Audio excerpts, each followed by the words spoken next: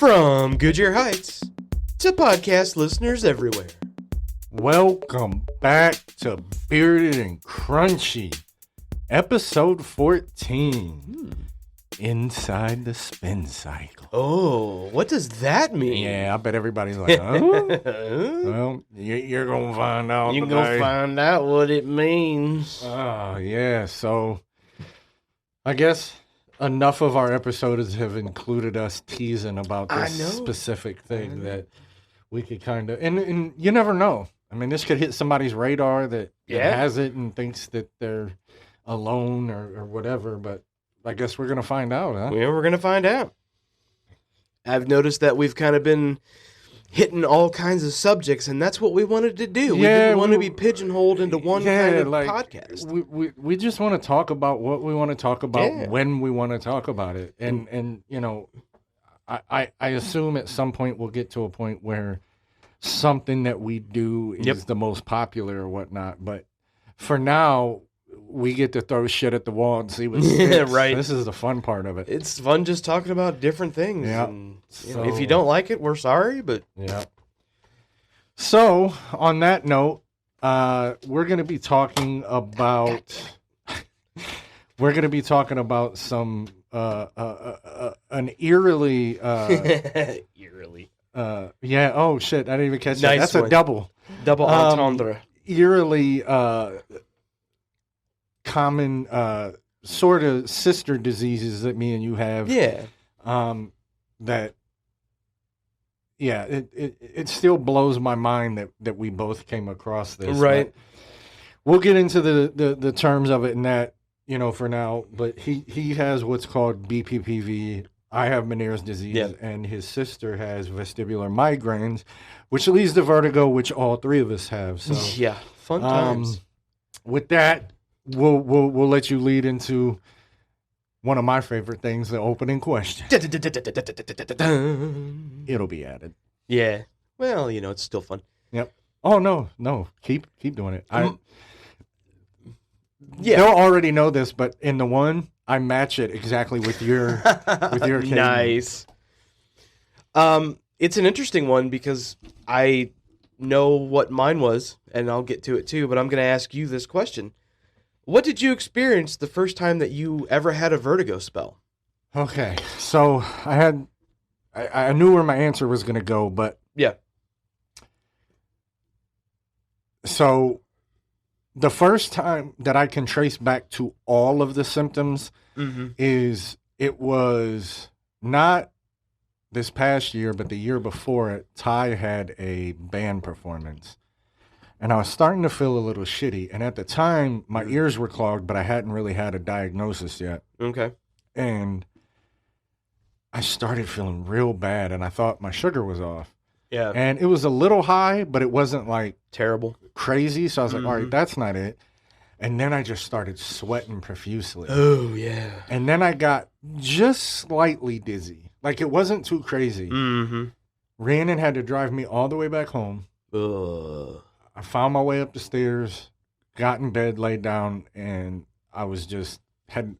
Now, this is the first time... Now I know what it is. At this time, I had no fucking clue what that was. Oh, I bet it freaked you the hell out. Not only that, but I'm laying in my bed after she drops me off crying because I never missed a choir performance, a tennis match, any of that when Sonny was in school, and I hadn't missed anything from Ty. So I was devastated, you know? Oh, for sure. Obviously, Rhiannon took a video of the entire performance so I could see it, but, you know, not being there was just hard.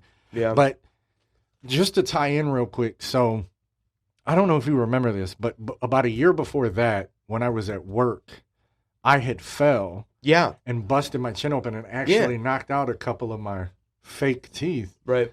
Now looking back, I often wonder if I got a dizzy spell and fell, and that's what knocked me out. It's a very good possibility. You know what I mean? I don't think like I just fainted. I think what happened was I fell, and then when I hit, it kind of knocked me out for a second. So I'm not 100% sure that that's attributed to what I have. Right. But I know for a fact that one with ties was the first time I can trace it back and go, that I was having one. Right. But I vaguely know the story, but you can go into some more details of how it kind of. For me, it you have Meniere's. I have Ménière. I guess I could have said that. But yours is a nice chemical imbalance in your inner ear that causes the clogging, and then which vertigo the tinnitus, the vertigo.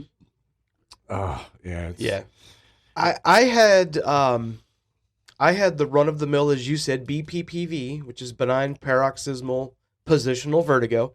That's where you and it happens more with age. Like the older you get, the more it can happen. But I had smacked my dome on my truck door because I'm tall, and didn't think anything about it. Went through the rest of my workday just fine. And I kid you not, I was laying in bed watching a baseball game, and all of a sudden I'm like, I feel kind of weird. And then it just started I felt like I was on a merry-go-round at ludicrous speed. I mean, it felt like the world was spinning. I'm going, what the hell's going on? It freaked me the hell out, made me scared. Same situation. I started sweating. Oh, I mean, wring your shirt Oh, out. yeah. I don't think people, when we say sweat, oh, God. I don't mean wipe my brow. I mean, I have to change my shirt. Yes. Well, it's to the point now where when I get it, I just take my shirt off. Yeah. I'm not even going to waste the time getting it soaking wet. No reason. When I can, and I will sit in front of a fan until I start freezing to death. It's debilitating. It is. And Bob always says I have the worst part because I have the disease, but from my experience of Meniere's, you unfortunately inherited the worst symptoms. Oh God, yeah. The vertigo. In my mind, yours is no different than mine. Yeah. I just might have a couple of extra smaller side effects that you don't get, but you got the worst part of it. Yeah. The really bad dizziness. Oh my God. That then comes with fucking throwing up everything. Oh God, yeah. Fortunately, that's only happened about a handful of times when I have a really bad one. Yours, from what I know, seemed to be fairly the same intensity. Yeah. Mine vary. You know that. I can have mild ones where I just kind of get small symptoms. I can go through my day. Yeah. I have a medium one where I just have to watch how quick I'm moving my face. And then I have the bad ones where it says, you ain't going to do shit till we're done. Nope. We don't care how many times you throw your guts up either. I'll go in real quick through the process of getting it diagnosed. So I went to my main doctor, and me personally, and I'm sure you had the same thought because we have the same thing, clogged sinuses, pressure, we get that. Yeah. So that's what I thought it was. I just thought I had some pressure in there, like a sinus infection or something. And I have to go regularly for diabetes anyway. I have to get my A1C checked every 3 months. So I was bringing it up, and after a couple of visits, he says, I need to send you to an ENT. He goes, because your ears are clear. There's no clogging. Right. So now I'm like, okay, then there's something obviously wrong. Yeah. Now, and at this point, I hadn't had the dizziness yet. This was just the constant clouding. And it would even happen on my right side. Very, very, very rarely, but it would still happen. Hopefully. So I go to the ENT, and they have to put you through, when you were in middle school, a little hearing test. Oh, yeah. It's a little different than that, but it's same. You have to go into this kind of like a closet where there's no beeps, sounds, all that stuff. You have to tap buttons. And it was visible on this chart. My right ear was up here about normal, and then my left ear was way down here. Oh, man. And they said, yeah, you got something. And every time I would go to this ENT to see her, I would have to do this hearing test ahead of time. So she could look at it. And she comes in and she goes, how you doing? Introduce yourself. And she goes, I think you have Meniere's disease. Oh. And I go, what the hell is that? What the hell is that? Because Rhiannon jokes, me and you joke. Yeah. You don't know what the fuck this is until you either have it or you know somebody that has it. This isn't amoebic dysentery that everybody learned from Oregon Trail. This isn't, a migraine that people know but may not have. Most people don't even know this exists. No. Strangely enough, at the 4th of July party yesterday, I was telling my cousin about it. Now, he was in the military for 27 years. Yeah. And he said, no, I've heard of that.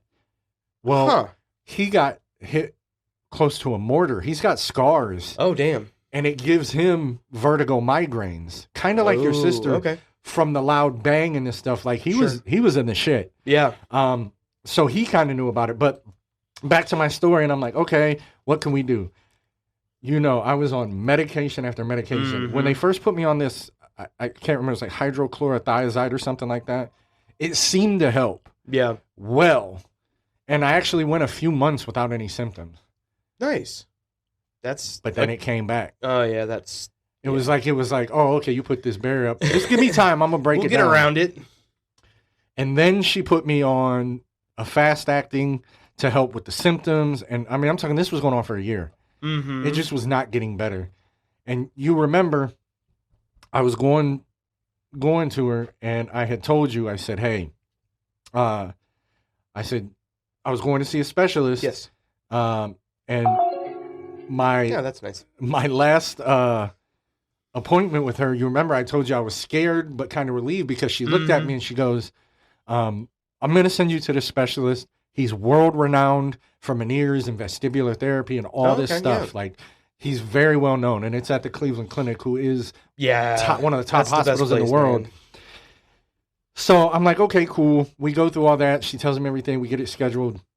And then at the end, I go, okay, when do I schedule my follow-up with you? Yeah. And she looks at me and she goes, oh, no, you're beyond my expertise. You're going to a You'll specialist. Only be seeing the specialist from down here. And although I was glad, I was scared. Oh, yeah, because I'm like, course. Damn, like, she went to school for shit. She's an ENT. Yeah. So I was like, all right. And then, and if you remember, when they first scheduled, it was like 2.5, 3 months out. Right. Well, none of my symptoms were getting any better. If anything, they were happening more often. Not quite as intense, but more often. Mm-hmm. And finally, they answer me back, because with Cleveland Clinic, you have what's called My Chart in your phone, and you can actually contact them that way. You don't have to call, go through all kinds of shit. Right. And so we get that all scheduled, and she gets a hold of them.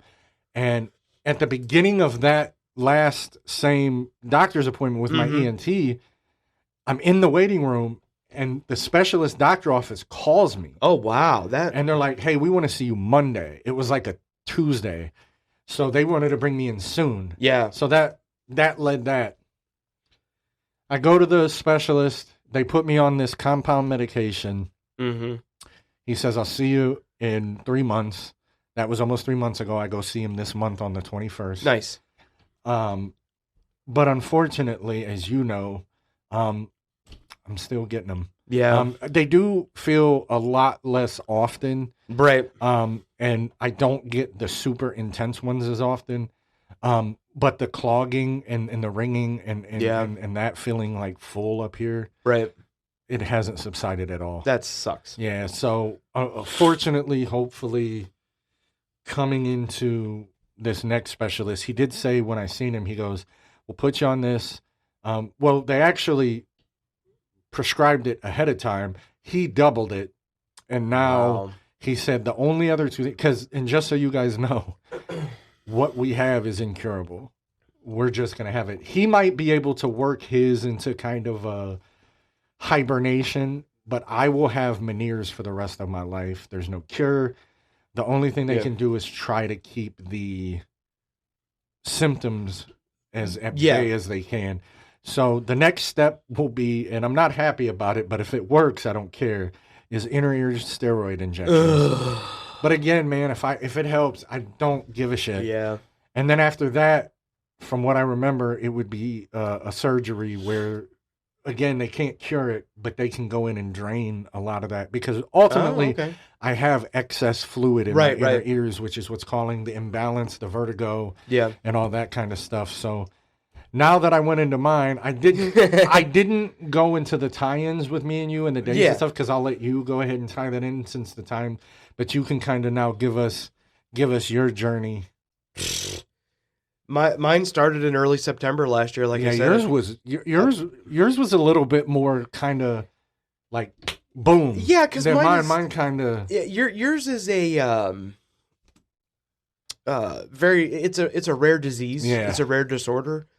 Mine is pretty much run of the mill. Like, if you get vertigo, this is how it happens. Oh, okay. It's literally you have the crystals in your inner ear. Yeah. I believe they're called autoconia. They get one or two, couple, whatever will get loose. They'll touch the hairs. in your inner ear, and you'll be like, and then suddenly you feel like you're falling off the earth. Yeah. And that's what I experienced quite a few times over about a month and a half, September into early October last year. And then I don't know, somehow I managed to move a certain way or whatever on my own, and everything went back where it needed to be. And then those crystals that get loose, they dissolve and they get replaced by new ones.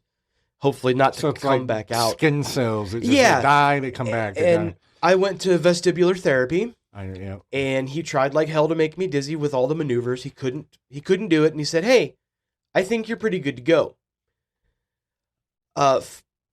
Kind of fast forward to the day before Thanksgiving last year, nasty sinus infection, and I was home. And I felt it. I started sweating, and I was like, what the? It had been like a month. And yep, boom, all of a sudden, freaking world spinning. I was puking my brains out. It was horrible. It's awful. But it was different than what I was dealing with before, to where it was intense. The spinning was intense, but after I threw up a couple times, it lessened, and then it went away. And I didn't feel... Like normally when you have one like that, you feel the after effects for like a day or so afterwards, maybe. Yes. I didn't feel like that. Yeah. And then I went through Thanksgiving okay, went to work on Black Friday, ended up having to leave early because I started having another one. Yeah. And luckily I was only about 7 minutes from my dad's house, from where I worked at. I was able to drive over there, got over there. I threw up like 4 or 5 times from it. I ended up passing out in a spare bedroom on the bed. Slept for like 3 hours, woke up, felt okay. I woke up to about 14 missed calls and about 35 text messages from my wife going, "Hey, are you okay?" And I had to call her like, "No, I had a vertigo spell. It was horrible. I'm at Dad's. I'm okay to drive. I'm coming home." Went home that night. She went to work. I slept okay. Kind of felt yuck, groggy, sinusy. It felt like you're coming down with a cold almost. But I ended up going to the emergency room the next day, which was a Saturday. Doctor looks right in my right ear, which is the ear that's been affected by, the vertigo stuff. And she goes, "You're super inflamed. You have a sinus infection, and it's turning into an ear infection."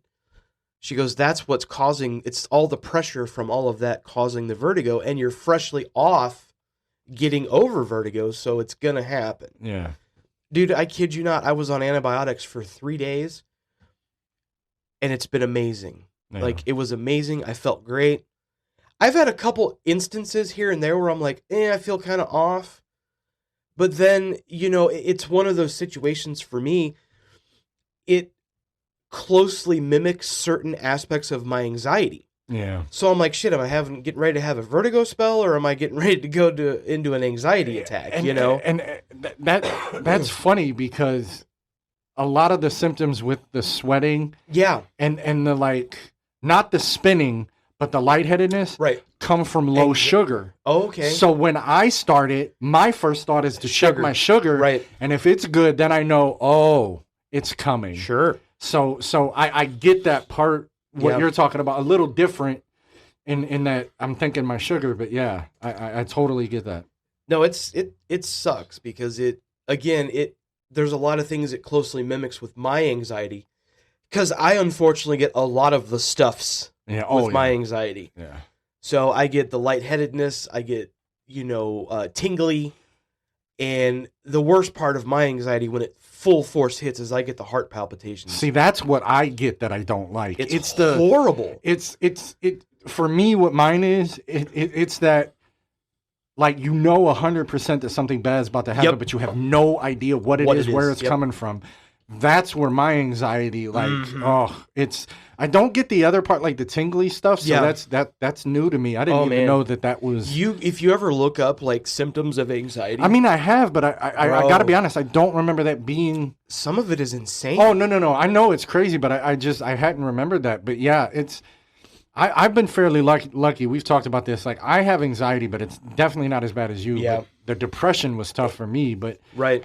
What's really funny is we're talking about this, and my anxiety is kind of creeping, and I'm like, because it's bringing up memories, and I'm like, I never want to have to go through that again. Yeah, it's the same with as I sit here and I hear you talk, I'm going in my head the different ones that I've had. Right.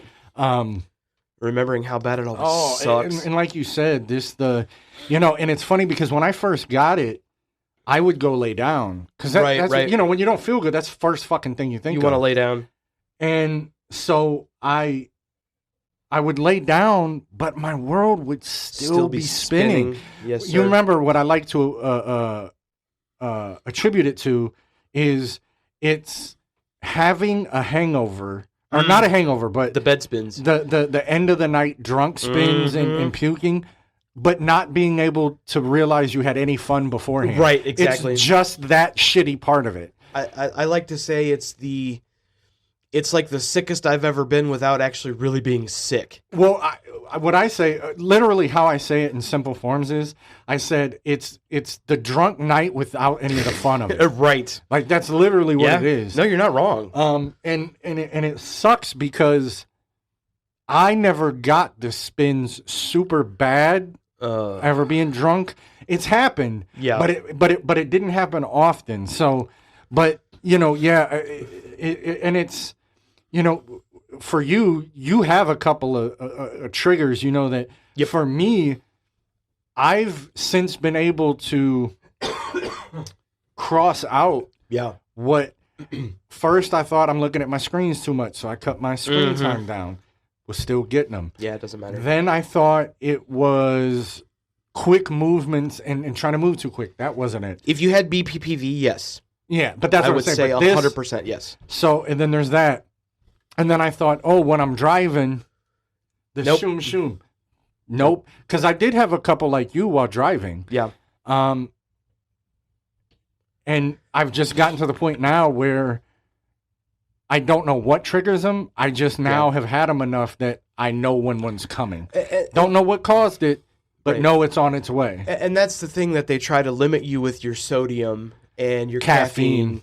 And because what you're experiencing, unfortunately, is there's like two different chemicals in your inner ear, one being like a sodium based, and they're starting to mix like, a river and an ocean. And that's what's sending the pressure sky high and causing, and that's why because they don't know exactly 100% what causes it all. Well, and they don't know how you get Ménière. Right, they don't. They have no clue how somebody gets it. It's either...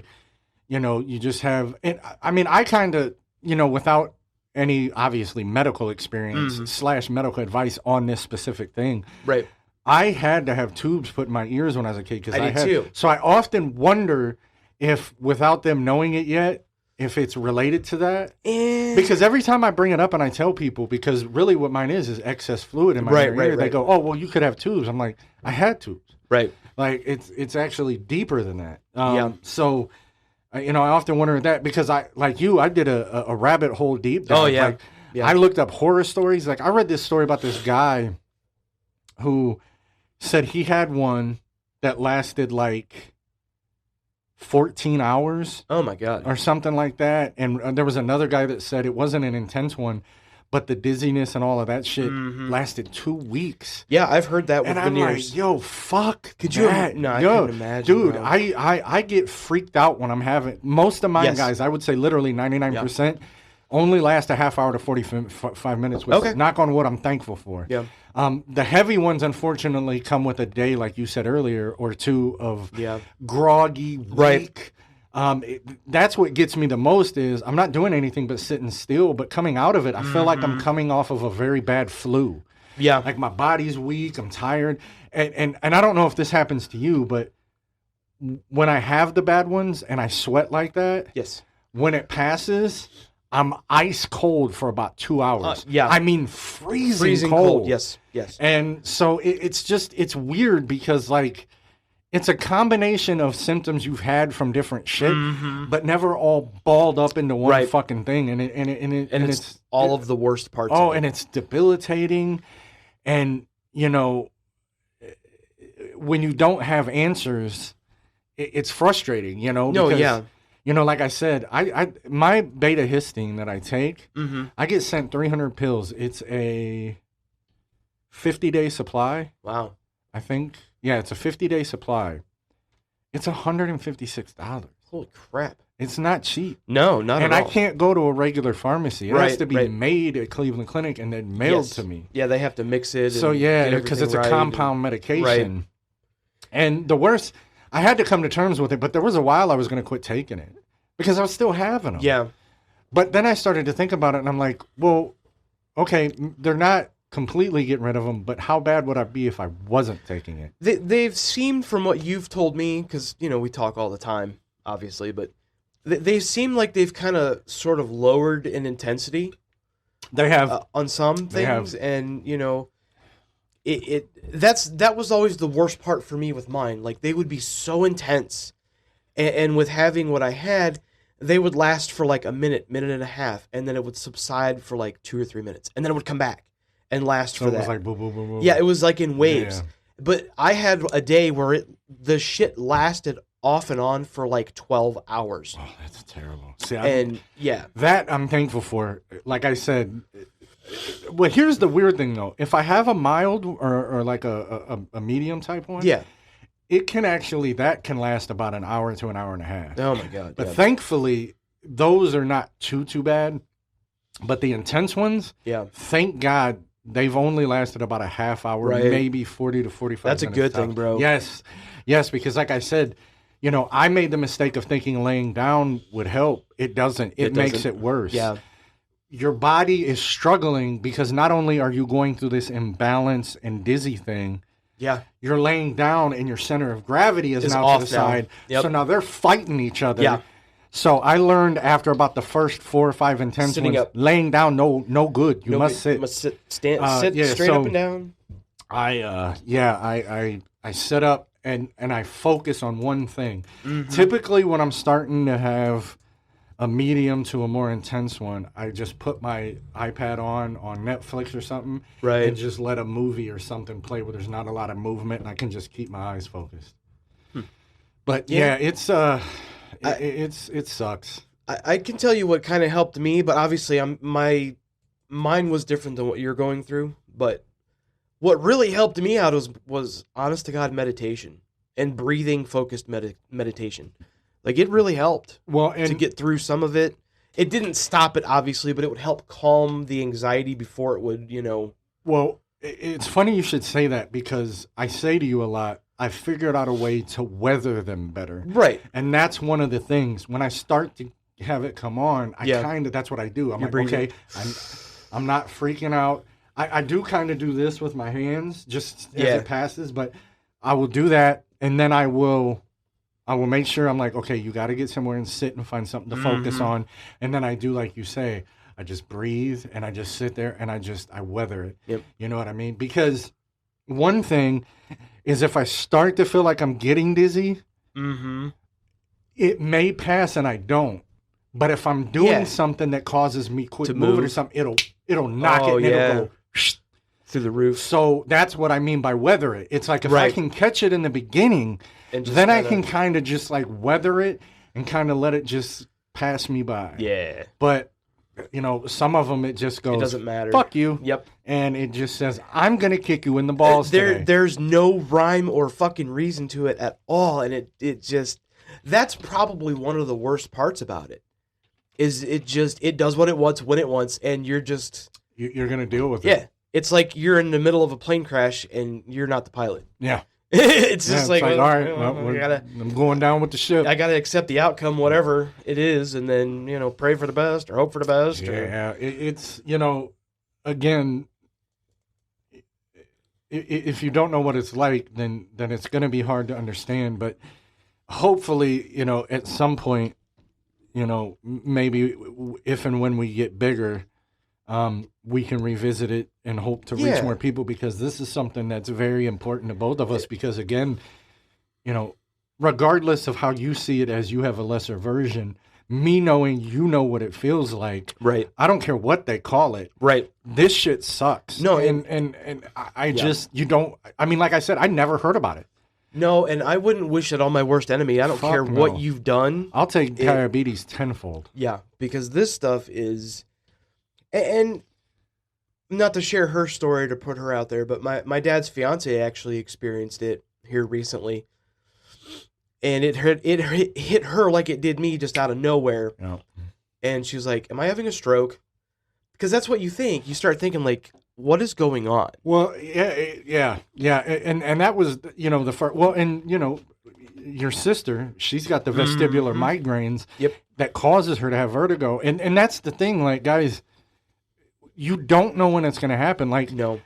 Typically, I would literally say 99% of the time I have signs that let me up. Sure. But there was one time, it was a Saturday morning. I was getting up, I was putting my teeth in, and I was brushing my hair, and I was getting ready.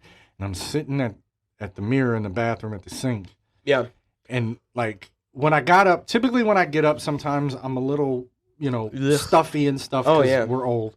Yeah. And We then live it in starts to Ohio. clear. And then I'm standing there, and then just boom, dizzy. And I mean the intense one. Bro. That was the only time that it hit like that. The intense ones always had a buildup. This one just said, "Hey, Chuck Norris here." Yeah. And here's just- a roundhouse to the face. And I was like, oh, so I had to go in and tell Ty. I said, Ty, I'm having a dizzy spell. Yeah. I'm going to lay back down. Give me some time. Right. And like I said, typically half hour, 45 minutes. So I did what I always do. I took my shirt off so I could stay as cool as I could. Right. I sat up at the end of my bed with my fan blowing high to try to keep me cool. And eventually I got to the point where I could lean back against the wall, Yeah. where our bed is, and just sit there and weather it out. And after about 35 minutes, we were able to finally go. But that's one thing that I've experienced, but thankfully only once. The fact that you guys have them hit the way you do, Yeah. that's the worst. No, they're terrible, man. It's just like I said, I wouldn't wish that on anybody. No, it's again, like knowing there's no cure, Right. knowing that it's rare, and the fact that like you don't see it pop up, that also lets me know probably not a whole lot of research going into it either. So maybe in some kind of at least for my end of it, I know you have what they call vestibular therapy and stuff like that, but Yeah. I asked my specialist about that, and he goes, "Looking at your ear test, I don't think that'll help." No. But I just hope we can shed the light, and maybe there's somebody that we can reach that doesn't know they have Right. it. This will go, wait a minute, I have all that. Right. Maybe Yeah. they'll go to a doctor, an ENT, and Of try course. to see. Because like I said, guys, like I literally thought I was just having, in the beginning, a consistent sinus infection. Right. Because of the heaviness and the thickness in my head and the Yeah. the Pressure. the pressure in your ear, and even occasionally I get the ringing, and it's just and the fact that like we didn't talk about this, but like when you had your first dizzy spell, it was around Thanksgiving, and if you remember shortly after that, because we would talk about it and I would say, Yep. I don't really get the dizziness that often, and then I started really getting it. Yeah. And Yeah, I was like, I holy remember. shit. And, we had talked about how crazy, like, we have both have this Yep. rare shit, like, it's We're just, we're cycling our vertigo. yeah. As a That's previous exactly- episode. You guys will see that clip. That was a funny fucking That was clip. funny. Yeah. Very funny. But yeah, so, I mean, guys, you'd be surprised, and be careful. Don't use WebMD and like Google No. it, but look a couple of different places to understand, because there is a lot of false information, and Yes. there's a lot of iffy websites and shit. You got to be careful at what you go to. Typically, Reputable. I usually go to like the American Health Association and places like that, because that's where you're gonna get shit that they're not gonna, you know what I mean? Yeah. I tend to look at more things that are peer-reviewed papers and research papers, and But that's what I mean. Typically, the stuff Yeah. that's on like WHO and shit like that is more. Well, Yeah. I don't know about them, but you know what I'm getting at. Like yeah, I tend to trust like Mayo Clinic and Cleveland Clinic research stuff. That there's a lot of information out there. Again, do not go down the rabbit hole, because it will make you freaked out even Oh, more. dude, I looked at some shit and I was like, I started seeing shit and it was like, this one guy was like, he said it started exactly like mine did. Yeah. And he said after a couple of years of it, he just got to the point where like he had to resign from work and all this Oh, shit. yeah. And I Some started people do. freaking the fuck out. I'm like, don't let that shit happen to me. But then you find out that those are like the real extreme cases and shit like that. When I say few and far between, like, I believe I seen an article that they said that people that have them longer than a couple of hours is literally less than like 3 or 4%. Yeah. So that was good to see. But you know, again, guys, like, you know, to you listeners that are just following us and listening to listen, you're really not going to understand it. So that's why we try to bring up, you know, all of us have, well, most of us have drank at some point, and most of us have drank too much at some point. And that's really, I mean, it's a little different, but it's the closest comparison. Yeah. You know, it's the closest thing that's comparable that we can. But you still can't explain it. You can't, because it's still different. Like, I have been drunk where when I laid down, the room started spinning. The room kept spinning. Yeah. But after a few seconds or minutes, it would kind of subside as my body laid down. With this, until it passes, it's just there. You're screwed. Doesn't matter if you're sitting, lying down, closing your eyes. Nope. It's just gonna happen. It's actually worse if you close your eyes. In my experience. I totally agree. In the beginning, I thought it helped. It did not. No. And what I found is it also subsided faster if I stayed upright. Yeah. So, you know, again, dealing with it so often, you start to learn little tricks and things that help you get through it, or as I like to say, weather it a little bit better. Yeah. I never found closing my eyes did anything. I always felt that the spatial awareness was less. Yes. With your eyes closed. You were more tunnel vision. Yeah. Yeah. Well, and I'll tell you a couple of things that, like, you know, I hadn't really I don't think about, but it's things that like, the like some or little things that like signs that let me know I'm coming out of it or that help me get better. And it's one, I don't know why, but if I yawn, it helps. Pressure. Yeah, it's like as I yawn, I guess that's kind of like the whole ears pop, open your mouth. Yeah, it releases that helps. The pressure. And then, like I said, once I start to feel myself getting cold, I know I'm coming out of it. Yeah. So there's little things that I've learned that you know, have helped me understand it, weather it, and be able to kind of just deal. I mean, make it a part of life, I guess. Yeah, really. That's all you can do. You know, that's what it is. You know, like I said, I was talking to my cousin and, you know, my brother and my sister-in-law and my little cousin, like we were all standing there, and I was explaining it to him, and someone were like, "Oh my God, that's awful." I'm like, "It is." Yeah. I'm like, but unfortunately, there's nothing that can be. I mean, there's things that can alleviate the symptoms, but if you have it, you have it. Well, and luckily for you, it seems a lot like you go days or weeks sometimes without having any issues. Yes. So luckily, there's a little bit of respite. There's a little bit of relief, and not to cut you off, but when I have a bad one, I always know I'm going to have 7 to 10 days after where I'm great. Right. So there is a silver lining in the bad ones, in that I know, okay, I'm going to be free after this for a while. Yeah. So, yeah. Sorry, we were a little loud in the monitor. Oh, okay. I gotcha. But yeah, it's, you know, it's just something we have to deal with, and no, it sucks. You know, it does suck. As they say, it is what it is. I mean, there's not really much more to talk about, man. We can make it a shorter episode, unless you got something you want to bring up, or. You know, honestly, I think we've kind of hit everything we wanted to hit. I mean, if you guys have any questions about it, please hit us up. Yeah. You know, I've said our socials 1,000 times. It'll be up on the screen in the video. Bearded and Crunchy on everything. But if you guys have questions about it, I mean, obviously we're not medical advice. But if you think you're having small symptoms, reach out, man. You know, the one silver lining I will say real quick, there was a gentleman that had like really like worse than mine. Yeah. And he said one day they just stopped. That's and what it had I've been read. Like 10 years. Yep. And he was like, I'm free. It goes away as quick as it came. It goes away. It left fast. And I guess at some point I'm just hoping I get there. Yeah. I mean, I don't know. Hopefully it'll only last a couple of years, and then you'll be able to move on like it'll be a memory at some point to where you can, I truly, truly hope. Yeah.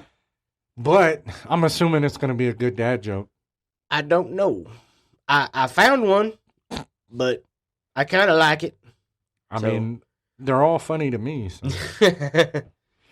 Yeah, we are really short this episode. Holy shit. That's all right. That's cool. I'm not going to add filler. Yeah. I do feel like we hit everything we wanted to hit. Yeah, there's nothing really more we can really add to it. No, I'm happy with it. Yeah. All right, here's your dad joke. What sound does a dizzy turkey make? Oh, this is going to be good. I think I might know, but we'll see what. All right. Wobble, wobble.